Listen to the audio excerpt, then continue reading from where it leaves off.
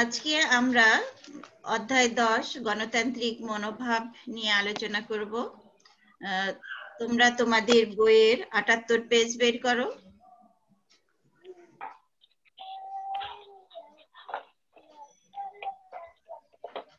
করেছো? ম্যাম করছি বের। ম্যাম করছি।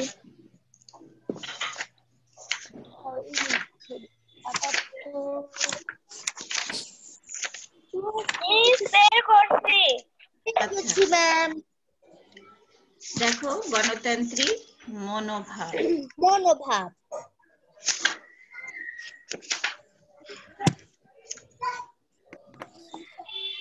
আজকে তোমরা তোমাদের খাতায় তারিখটা লিখো, অধ্যায়টা লিখো।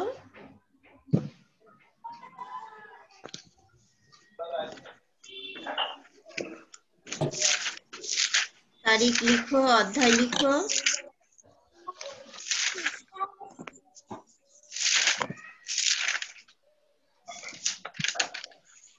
আজকের আলোচনা থেকে আমরা যেটা জানতে পারবো সেটা হলো গণতন্ত্র কি, গণতন্ত্র প্রয়োজন কেন, গণতান্ত্রিক মনোভাব কাকে বলে, গণতান্ত্রিক বিদ্যালয়ে গণতন্ত্রের চর্চা করা যায় কিভাবে।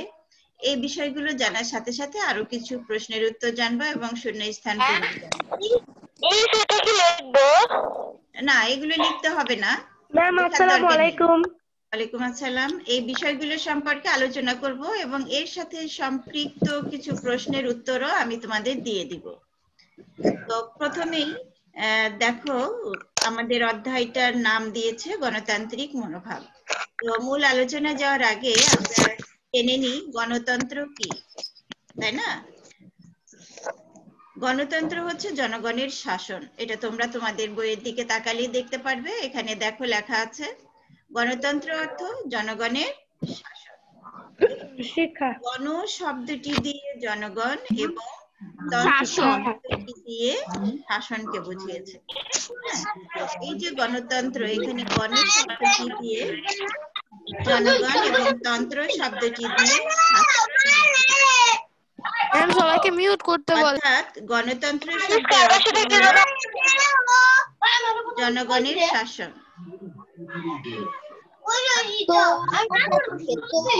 আচ্ছা, যার বাসা থেকে সাউন্ড আসছে মোবাইলটা মিউট করো। Miss rule 1। মেহজাবিন, এটা কি ভালো শোনা যায় বাবা?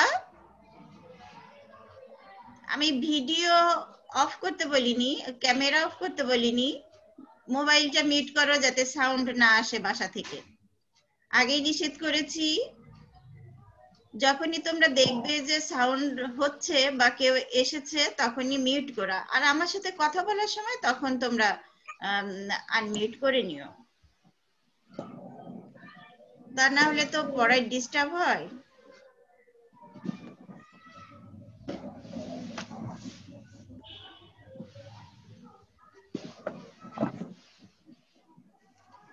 আচ্ছা, তাহলে তোমরা কি বুঝতে পেরেছো গণতন্ত্র কি, নাকি শব্দের জন্য শুনতে পারো নাই? আমাদের শুনতে পারিনি। প্রথমেই ম্যাম আসসালামু আলাইকুম। ওয়ালাইকুম আসসালাম। গণতন্ত্র কি এই বিষয়টা নিয়ে প্রথমে আমরা আলোচনা করছি। তোমরা তোমাদের বইয়ের দিকে খেয়াল করো। গণতন্ত্র হচ্ছে জনগণের শাসন। এখানে গণ শব্দটি দিয়ে জনগণ আর তন্ত্র শব্দটি দিয়ে শাসনকে বোঝানো হয়েছে। অর্থাৎ গণতন্ত্র হলো জনগণের শাসন। ঠিক আছে? গণতন্ত্রের মূল কথা হলো জনগণের মতামতের ভিত্তিতে সিদ্ধান্ত গ্রহণ করা। এটা হলো গণতন্ত্রের মূল কথা। তাহলে গণতন্ত্রের মূল কথা কি? জনগণের মতামতের ভিত্তিতে সিদ্ধান্ত গ্রহণ করা। এখন আমাদের পরের বিষয়টা ছিল গণতন্ত্র প্রয়োজন কেন।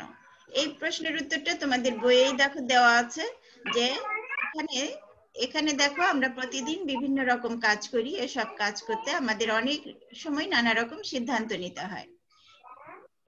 এইটুকু তোমাদের বইয়েই আছে, তোমরা শুধু এর সাথে লাগিয়ে দেবে। ঠিক আছে? এই যে আমরা এখানে একটা ফার্স্ট ব্র্যাকেট দিতে পারো, আমরা প্রতিদিন বিভিন্ন রকম কাজ করি। এসব কাজ করতে আমাদের অনেক সময় নানা রকম সিদ্ধান্ত নিতে হয়। এসব সিদ্ধান্ত যাতে আমরা সুষ্ঠু ও সুন্দরভাবে নিতে পারি সেজন্য আমাদের গণতন্ত্র চর্চা করা প্রয়োজন। আমরা প্রতিদিন বিভিন্ন রকম কাজ করি, এসব কাজ করতে আমাদের অনেক সময় নানা রকম সিদ্ধান্ত নিতে হয়। এই সিদ্ধান্ত যাতে আমরা সঠিক ও সুন্দরভাবে নিতে পারি সেজন্য আমাদের গণতন্ত্র চর্চা করা প্রয়োজন। আর এই জন্য কি করতে হবে? আমাদের সবার সাথে আলোচনা করে সিদ্ধান্ত নিতে হবে। এই যে তোমাদের বইয়ের এখানে অন্যের মতামতকে, এখানে একটা ফার্স্ট ব্র্যাকেট দাও, অন্যের মতামতকে সম্মান করা এবং অধিকাংশের মতামতের ভিত্তিতে সিদ্ধান্ত গ্রহণ করাকে গণতান্ত্রিক মনোভাব বলে। এই বলের এখানে ফার্স্ট ব্র্যাকেট শেষ দাও। দেখো আমাদের এই যে একটা প্রশ্ন ছিল, গণতান্ত্রিক মনোভাব কাকে বলে? এই গণতান্ত্রিক মনোভাব কাকে বলে এর উত্তরটা দেখো, এই যে অন্যের মতামতকে, তোমাদের বইয়ের উপরের প্যারা দেখতে পাচ্ছ, অন্যের মতামতকে সম্মান করা এবং অধিকাংশের মতামতের ভিত্তিতে সিদ্ধান্ত গ্রহণ করাকে গণতান্ত্রিক মনোভাব বলে। বলে পর্যন্ত ফার্স্ট ব্র্যাকেট শেষ দাও। আচ্ছা, এই যে গণতান্ত্রিক মনোভাব প্রয়োজন কেন বলতো? গণতান্ত্রিক মনোভাব কি জন্য প্রয়োজন? সমাজ জীবনকে সুন্দর ও সুশৃঙ্খল করার জন্য গণতান্ত্রিক মনোভাব প্রয়োজন। আমাদের সমাজে বিভিন্ন ধরনের মানুষ আছে, তাই না? বিভিন্ন ধরনের মানুষের বিভিন্ন ধরনের মতামত আছে। তো এই জন্য আমাদের এই সমাজ জীবনকে সুন্দর ও সুশৃঙ্খল রাখার জন্য গণতান্ত্রিক মনোভাবের প্রয়োজন আমাদের। তারপরের প্রশ্নটা ছিল, দেখো, বিদ্যালয়ে কিভাবে গণতন্ত্রের চর্চা করা যায়? বিদ্যালয়ে কিভাবে গণতন্ত্রের চর্চা করা যায়? এখানে যে প্রশ্নগুলো আছে আমরা বইয়েই পেয়েছি। দেখো, বিদ্যালয়ে কিভাবে গণতন্ত্রের চর্চা করা যায়, এখানে একটা প্রশ্ন আছে বইয়ের নিচেই। নিচের কাজগুলো সহ বিদ্যালয়ে যে কোনো কাজে সকলে মিলে আলোচনা করে সিদ্ধান্ত নিব ও গণতান্ত্রিক আচরণ করব। এখানে দেখো, বিদ্যালয়ে কিভাবে আমরা গণতন্ত্রের চর্চা করতে পারি? শ্রেণীকক্ষ সাজানোর ব্যাপারে ক্রীড়া প্রতিযোগিতা আয়োজন হবে কিভাবে, দল নেতার নির্বাচন করার। আচ্ছা, রাইমা কি তোমাদের সাথে পড়ে? রাইমা পড়ে, ও প্রতিদিন নিতে আসতে চায় কেন আমি তো এটা বুঝি না। ও ক্লাস করে না আপনি সবাইকে মিউট করে দিন। দেখি। আর তারপরে ভিডিওটা অন করে না, শব্দ আসে, ভিডিওটা অন করে না, কথা বলে না। এটা আসলে রাইমা না অন্য কেউ, তাও তো আমি বুঝতে পারি না। দেখো তো রাইমা ঢুকেছে নাকি, দেখা যায়?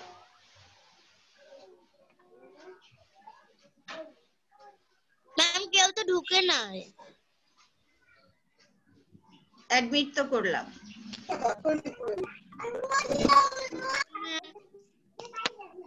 আচ্ছা, তারপরে যে আমরা নিচে যেটা নিয়ে আলোচনা করছিলাম, বিদ্যালয়ে আমরা কিভাবে গণতন্ত্রের চর্চা করতে পারি। নিচের কাজগুলো সহ বিদ্যালয়ে যে কোনো কাজ সকলে মিলে আলোচনা করে সিদ্ধান্ত নিব ও গণতান্ত্রিক আচরণ করব।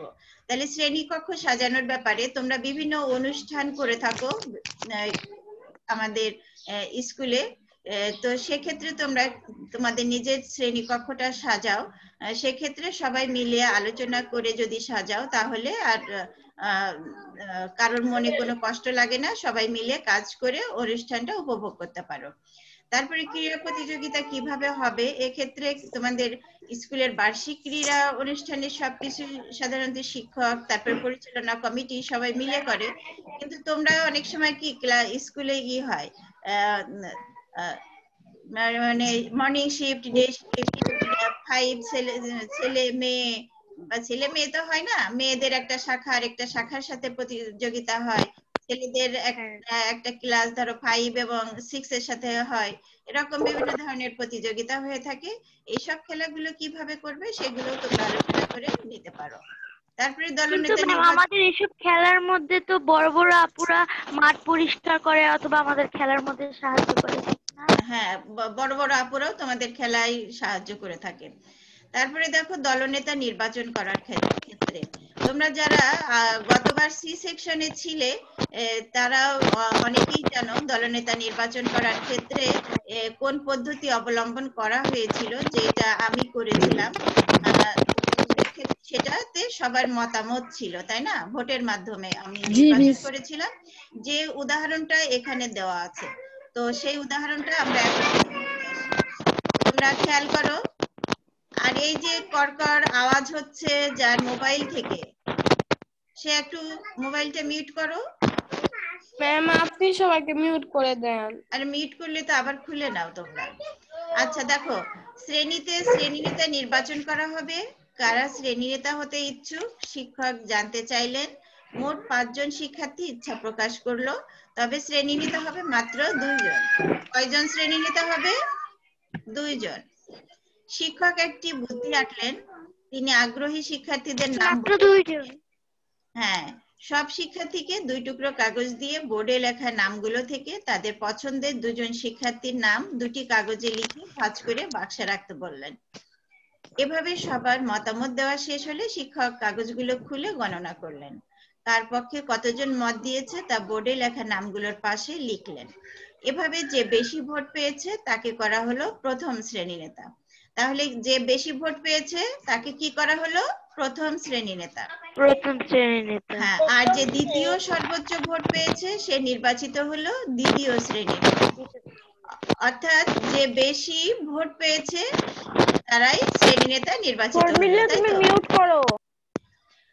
তারপরে দেখো, সবার মতামত নিয়ে শ্রেণী নেতা নির্বাচিত হয়েছে বলে সবাই হাসি মুখে তাদেরকে বরণ করে নিল। তা তোমরা এই লাইনটার নিচে দাগ দিয়ে দাও। সবার মতামত নিয়ে শ্রেণী নেতা নির্বাচিত হয়েছে বলে সবাই হাসি মুখে তাদেরকে বরণ করে নিল। এখানে দেখো, বরণ করে নিল। কেন বরণ করে নিল? বলো তো, কেন বরণ করে নিল? সবার মতামত নিয়ে শ্রেণী নেতা নির্বাচন বরণ করে নিল। সবার মতামত নিয়ে শ্রেণী নেতা নির্বাচিত হয়েছে বলে সবাই হাসি মুখে মেনে নিল, তাকে বরণ করে নিল। তাহলে এই পদ্ধতিটার সাথে তোমরা অনেকেই পরিচিত, এটা দেখেছো। এই পদ্ধতিতেই আমি আমাদের স্কুলে একবার হয়েছিল। হ্যাঁ, হয়েছিল, আমার ক্লাসেই হয়েছিল। আচ্ছা, এরপরে তোমরা পরের পেজটা দেখো তোমাদের বইয়ে।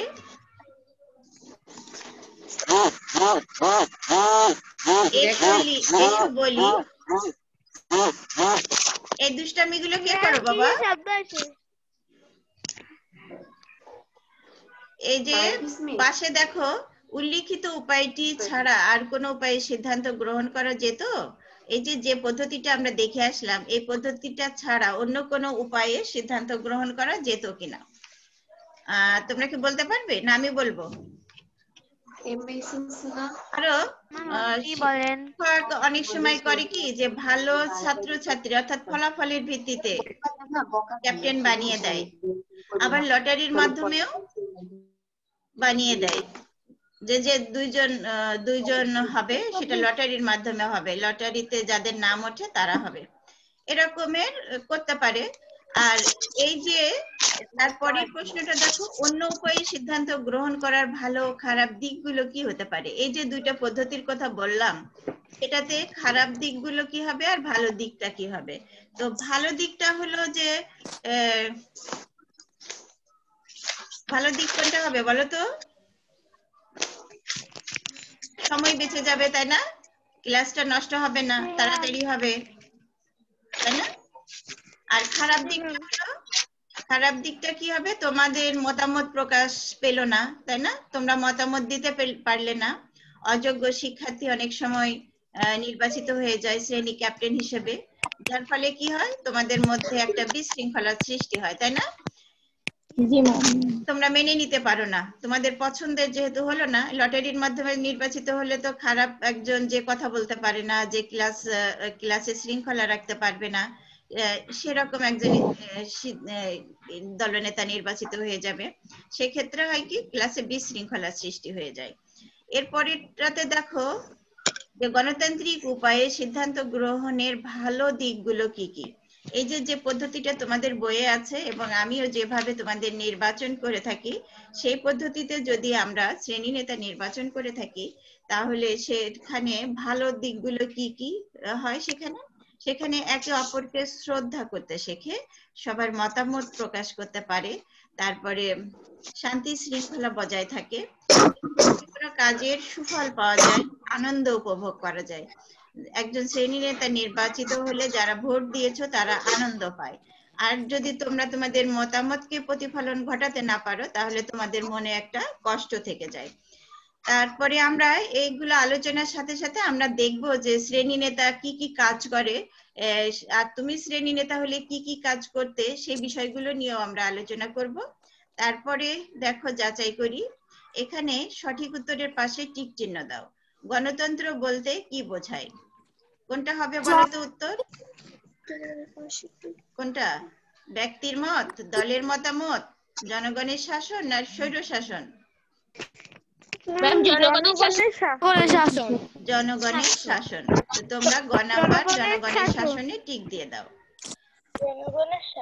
হ্যাঁ, আমরা এই যে বিষয়টা নিয়ে আলোচনা করলাম আজকে, বিদ্যালয়ে কিভাবে গণতন্ত্রের চর্চা করা যায় সেই বিষয়টা নিয়ে। তো এই বিষয়টা থেকেই আজকের পাঠ 1 থেকে আমি কিছু শূন্যস্থান পূরণ তৈরি করেছি, সেগুলো তোমরা দেখো। গণতন্ত্র অর্থ ড্যাশ শাসন। আচ্ছা, আমি একটু এটা সরিয়ে দিই, নাহলে শূন্যস্থান পূরণ দেখতে একটু সমস্যা হয়। গণতন্ত্র অর্থ ড্যাশ শাসন, জনগণের শাসন। এখানে গণ বানানটা কিন্তু মূর্ধন্য। গণতন্ত্র অর্থ জনগণের শাসন। দন্তেন্য আর মূর্ধন্যর মধ্যে যে পার্থক্যটা সেটা কিন্তু মাত্রায় পার্থক্য, তাই না? বাবা, আজকে 25 রিদিয়া আসছে। কি রিদিয়া, এসে আমার সাথে কথা বললেন না যে? ম্যাম আপনি যে কথা বলতেছিলেন তো এই কারণে আমি আপনার সাথে কথা বললাম না। এতদিন পরে আসছো, ক্লাসে আসবে। বাসায় বসে কি হয় কি আপনার রুমে তো ঢুকতেই পারি না ল্যাপটপে, এই কারণে আজকে বাবার মোবাইল দিয়ে আপনার মোবাইলে ঢুকছি।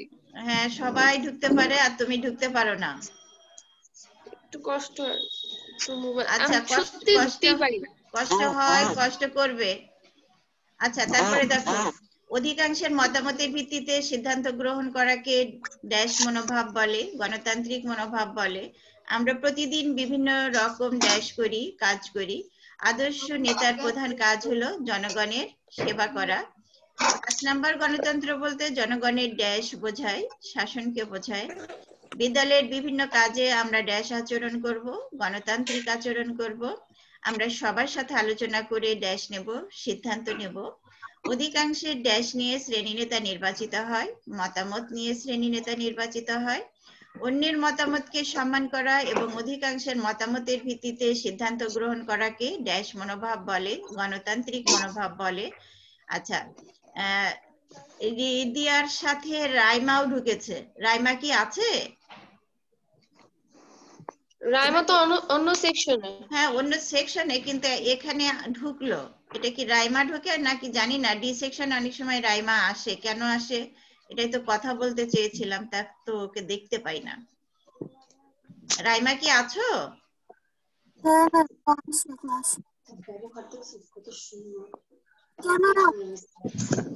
আচ্ছা, তো তোমাদের এই টেস্টে নেওয়া শেষ। মিস রাইমা ঢুকছে, দেখা যায়? দেখা যাচ্ছে না ম্যাম, দেখা যাচ্ছে না। রাইমা, ভিডিওটা অন করো।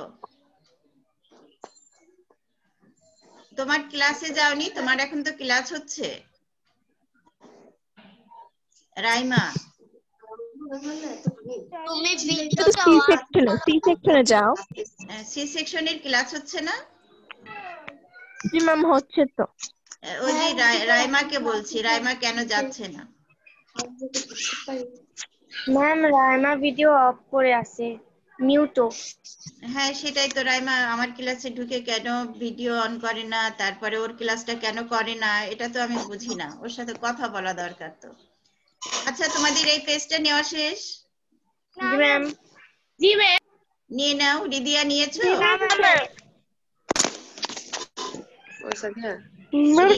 রিদিয়াকে নিতে পেরেছো? ম্যামের পরেরটা দেন। আচ্ছা, যারা নাওনি তারা তাড়াতাড়ি নিয়ে নাও।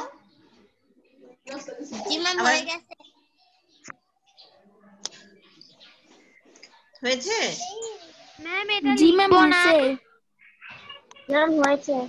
আচ্ছা এরপরে ম্যাম এটা লিখবো না। হয়েছে নিশ্চি। অল্প কথায় উত্তর। হ্যাঁ বাসায় তো খাতায় উঠাবেই, যারা লিখতে পারো না বাসায় তো উঠাবেই খাতায়। ম্যাম শূন্যস্থান ওই 9 পর্যন্তই। 9টায়, হ্যাঁ ম্যাম শূন্যস্থান কি 9টাই? হ্যাঁ 9টায়। এই যে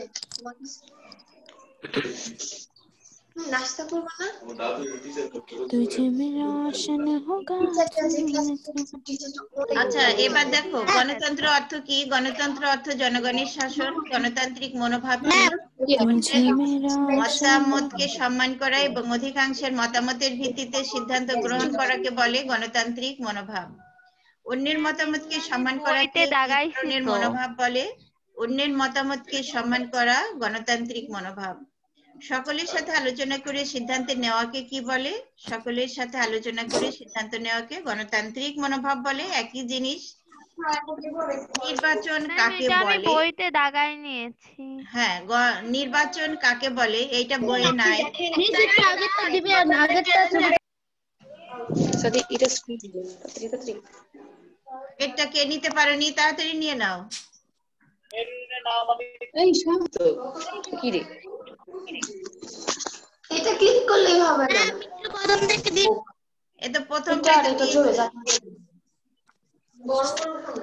মিস নাও হয়ে গেছে। আফসানা শুধু ঘুরছো কেন বাবা চরকার মতো? স্থির থাকো। আচ্ছা পরেরটা দেখো, নির্বাচন কাকে বলে? গণতান্ত্রিক উপায়ে প্রতিনিধি বেছে নেওয়ার প্রক্রিয়াকে নির্বাচন বলে। শ্রেণী নেতা নির্বাচন করা প্রয়োজন কেন? তোমরা যে শ্রেণী নেতা হতে চাও সে শ্রেণী নেতা নির্বাচন করা প্রয়োজন কেন সেটা দেখো।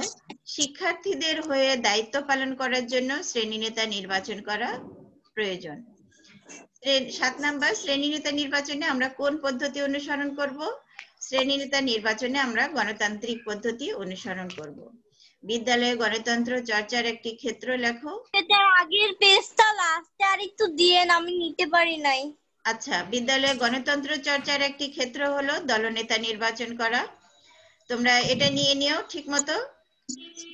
9 নাম্বার, বিদ্যালয়ে গণতন্ত্র চর্চার একটি উপায় লিখো বা উদাহরণ দাও, যেটাই আসুক উত্তর একটাই। বিদ্যালয়ে গণতন্ত্র চর্চার একটি উপায় হলো গণতান্ত্রিক উপায়ে সবার মতামত নিয়ে এটা নির্বাচন করা, তাই না?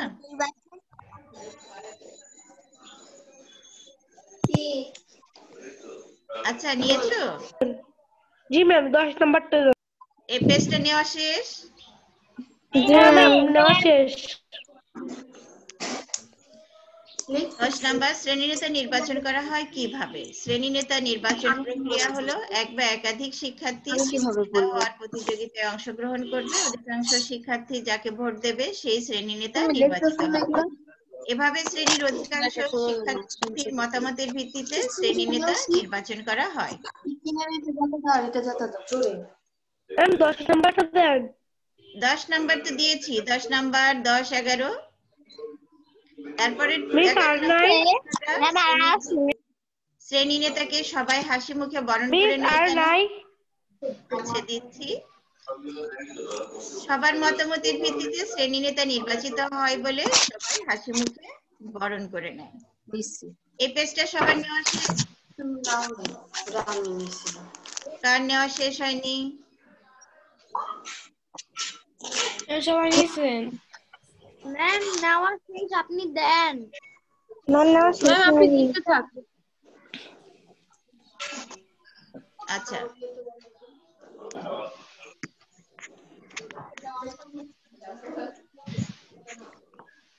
এরপরে দেখো রচনামূলক প্রশ্ন।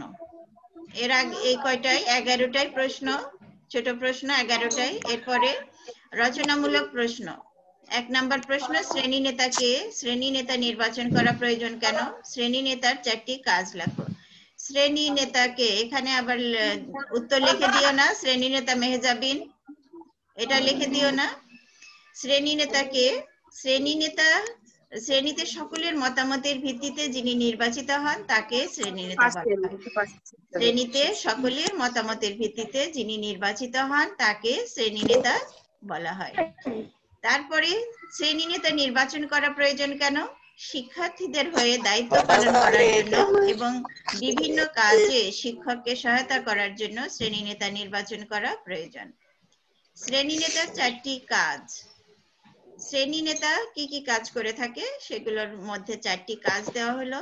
যেমন ধরো, শিক্ষার্থীদের প্রতিনিধিত্ব করা, শিক্ষকের সাথে যোগাযোগ স্থাপন করা, শ্রেণীকক্ষে শৃঙ্খলা বজায় রাখতে সাহায্য করা, বিদ্যালয়ের কর্মকাণ্ডে শ্রেণীর শিক্ষার্থীদের সাহায্য করা। কি রিদিয়া, শ্রেণী নেতা নির্বাচনে এগুলোই তো করেছো, তাই না? শিক্ষার্থীদের প্রতিনিধিত্ব করেছো না? শিক্ষকের সাথে যোগাযোগ স্থাপন করা, শ্রেণীকক্ষে শৃঙ্খলা বজায় রাখতে সাহায্য করা, বিদ্যালয়ের কর্মকাণ্ডে শ্রেণীর শিক্ষার্থীদের সাহায্য করা।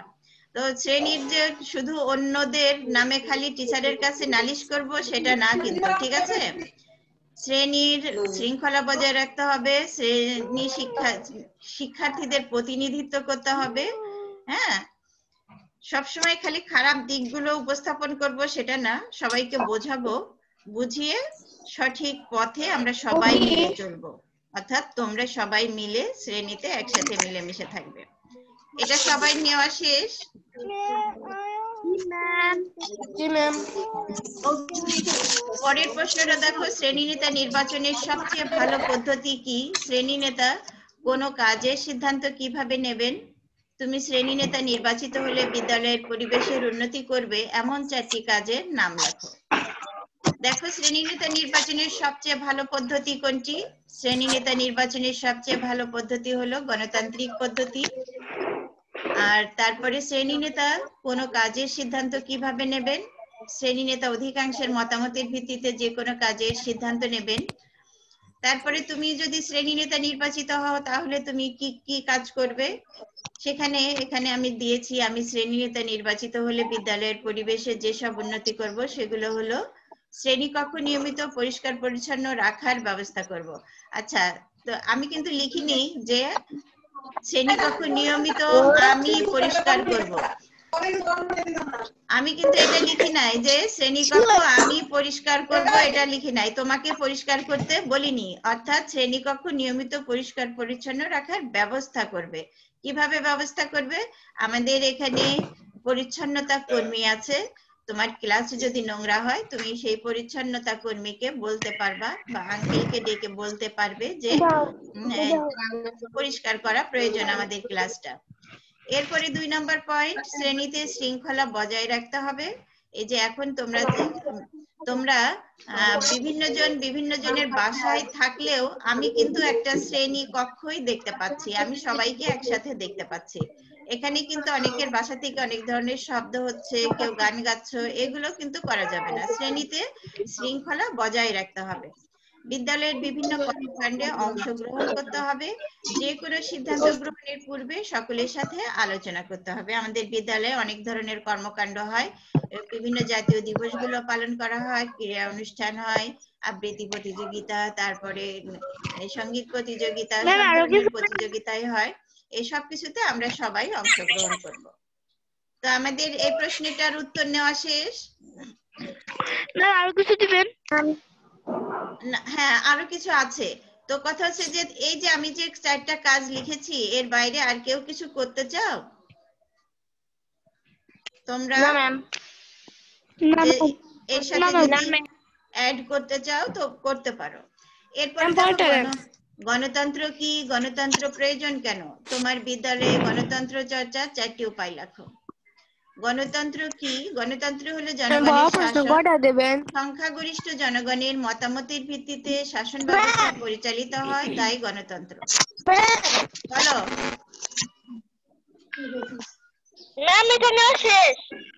আচ্ছা শেষ, দাঁড়াও আমি বলছি, সবার তো শেষ হয়নি।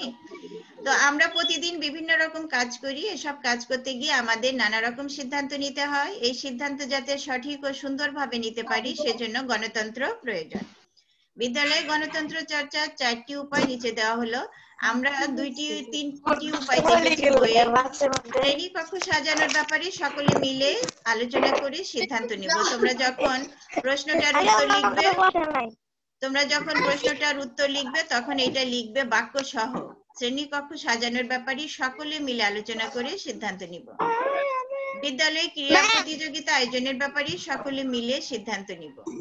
শ্রেণীর কক্ষে দলনেতা নির্বাচনের ক্ষেত্রে সবাই মিলে নাম্বারটা একটু দিবেন। বিদ্যালয় থেকে বার্ষিক বনভোজন বা শিক্ষা সফরে কোথায় যাব তা সবাই মিলে আলোচনা করে সিদ্ধান্ত নেব। আমরা পরের গুলো নিয়ে আসি তারপরে দেই। এবার 4 নাম্বার প্রশ্ন, গণতন্ত্র কি? গণতন্ত্র চর্চার 5টি উপকারিতা লেখো। গণতন্ত্র অর্থ জনগণের শাসন। গণতন্ত্র চর্চার 5টি উপকারিতা হলো অধিকাংশের মতামত। এটা 4 নাম্বার বড় প্রশ্ন। ম্যাম একটু 4 নাম্বার বড় প্রশ্ন। প্রচুর আওয়াজ আসছে, কিছু বোঝা যাচ্ছে না। তোমাদের তো আগেই বলেছিলাম ফাইলটা মিউট করো। যে কোনো একজন কথা বলো। হ্যাঁ, বড় প্রশ্ন 4 এবং 5। গণতন্ত্র অর্থ কি? গণতন্ত্র চর্চার 5টি উপকারিতা। গণতন্ত্র অর্থ জনগণের শাসন। গণতন্ত্র চর্চার 5টি উপকারিতা হলো অধিকাংশের মতামত থাকে বলে সিদ্ধান্ত বাস্তবায়ন সহজ হয়, বিশৃঙ্খলার সম্ভাবনা কম থাকে, মত প্রকাশের স্বাধীনতা থাকে, সুশাসন প্রতিষ্ঠিত হয়, যে কোনো কাজে সবার সহযোগিতা পাওয়া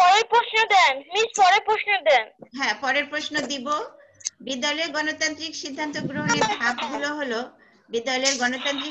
গ্রহণের ধাপগুলো হলো বিষয়টি সকলের সামনে উপস্থাপন করা, সবার মতামত জানতে চাওয়া, প্রাপ্ত মতামত সমূহ পর্যালোচনা করে সুবিধা অসুবিধা যাচাই করা, সবচেয়ে সুবিধাজনক প্রস্তাব। আচ্ছা, এটা হলো HW, শূন্যস্থান পূরণ, অল্প কথায় উত্তর ও রচনামূলক প্রশ্ন শিখবে ও খাতায় লিখবে। তোমরা মোবাইলের মধ্যে রেখে দেবে না, এটা সবাই খাতায় লিখবে, তা না হলে আগামী দিন পড়া ধরলে কিন্তু পারবে না। আচ্ছা, এবার